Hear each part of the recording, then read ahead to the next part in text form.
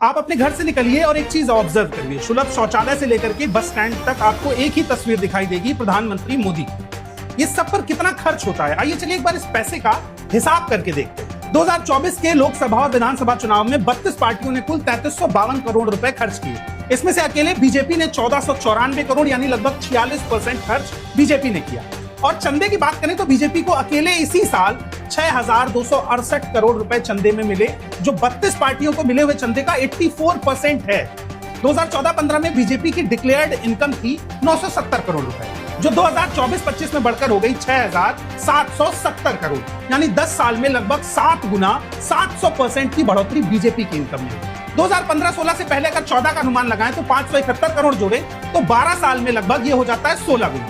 अब 11 financial year में BJP को चंदे के जरिए कुल 25,775 करोड़ रुपए मिला है और 2024 के बाद बीजेपी ने बताया था कि उसके पास 10,107 करोड़ रुपए की कुल इनकम और कैश है। अब इस बात से एक चीज और समझ में आती है कि बीजेपी की ग्रोथ तो हो रही है, लेकिन देश की ग्रोथ नहीं हो रही है।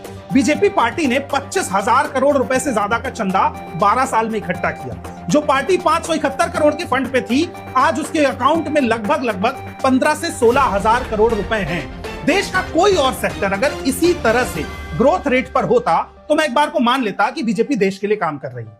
अब आते हैं देश पे जो कर्जा है।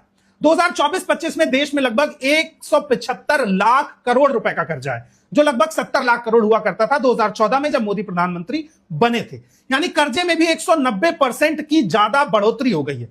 कर्जा बढ़ रहा है, देश के हालात खराब हो रहे हैं, लेकिन बीजेपी के अकाउंट का बैलेंस धीरे धीरे धीरे धीरे बढ़ता ही चला जा रहा है। तो क्या यह सवाल नहीं किया जाएगा कि देश गरीब हो रहा है और आप अमीर हो रहे हैं, तो आप काम किसके लिए कर रहे हैं, देश के लिए या अपने लिए?